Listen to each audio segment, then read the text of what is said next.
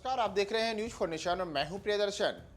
क्या बिहार के मुख्यमंत्री नीतीश कुमार लालू यादव से नाराज चल रहे हैं? ये बातें इसलिए क्योंकि लालू यादव की बेटी रोहिणी आचार्य के एक ट्वीट से हंगामा मचा हुआ है और अब सूत्रों का कहना है कि रोहिणी आचार्य ने जो ट्वीट किया है उस ट्वीट के बाद नीतीश कुमार ने भी उनके ट्वीट पर संज्ञान लिया है और उन्होंने अधिकारियों से ये कहा है कि आप दिखाएं कि रोहिणी आचार्य ने क्या ट्वीट किया है। दरअसल सूत्रों का कहना है कि आज जब रोहिणी आचार्य ने एक के बाद एक 3 अलग अलग ट्वीट करके और अलग अलग लोगों को निशाने पे लिया तो इसके बाद इससे नीतीश कुमार भी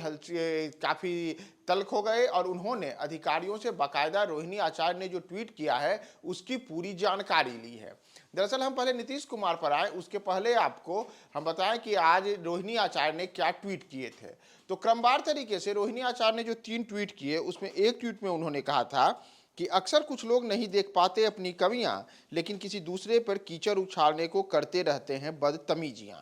दूसरे ट्वीट में रोहिणी लिखती है कि खींच जताए क्या होगा जब हुआ न कोई अपना योग्य, विधि का विधान कौन टाले जब खुद की नीयत में ही हो खोट।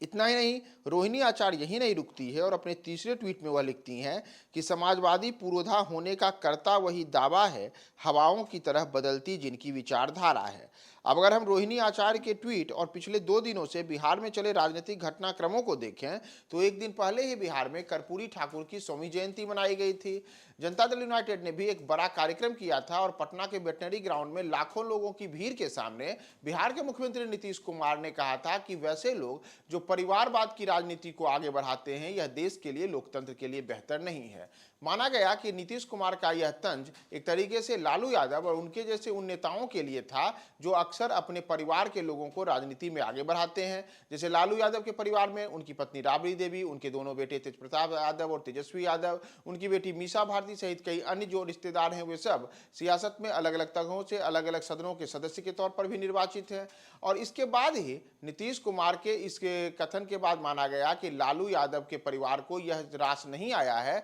कि नीतीश कुमार इस तरीके से परिवारवाद पर कटाक्ष करें। और उसके बाद रोहिणी आचार्य ने आज सुबह सुबह एक के बाद एक 3 ट्वीट करके और लगातार परिवारवाद साथ ही साथ समाजवाद के जो लोग पुरोधा होने की बातें करते हैं, यानी कि एक तरीके से देखा जाए तो नीतीश कुमार जो कहते हैं कि वे कर्पूरी ठाकुर को अपना आदर्श मान करके उनकी समाजवाद वाले जो विचार आगे बढ़ा रहे हैं, तो उसी को लेकर के अब रोहिणी आचार्य का जो ये ट्वीट आया है इसके बाद अब सूत्रों का कहना है कि नीतीश कुमार ने इसके बाद तमाम ट्वीट्स की जानकारी ली है। और इतना ही नहीं, जनता दल यूनाइटेड के कई अन्य नेताओं को भी रोहिणी आचार्य का यह ट्वीट रास नहीं आने की बात कही जा रही है। हालांकि खुलकर के कोई भी सामने नहीं आ रहा है, लेकिन कई ऐसे लोग हैं जिनको रोहिणी आचार्य का यह ट्वीट रास नहीं आया है, क्योंकि एक तरीके से देखा जाए तो रोहिणी आचार्य ने जो बातें कही हैं वह सब नीतीश कुमार के उस बयान के बाद ही सामने आया है जिसमें उन्होंने परिवारवाद को लेकर के निशाना साधा था और परिवारवादी पार्टियां, परिवारवादी राजनेताओं को उन्होंने निशाने पर लेकर के इसे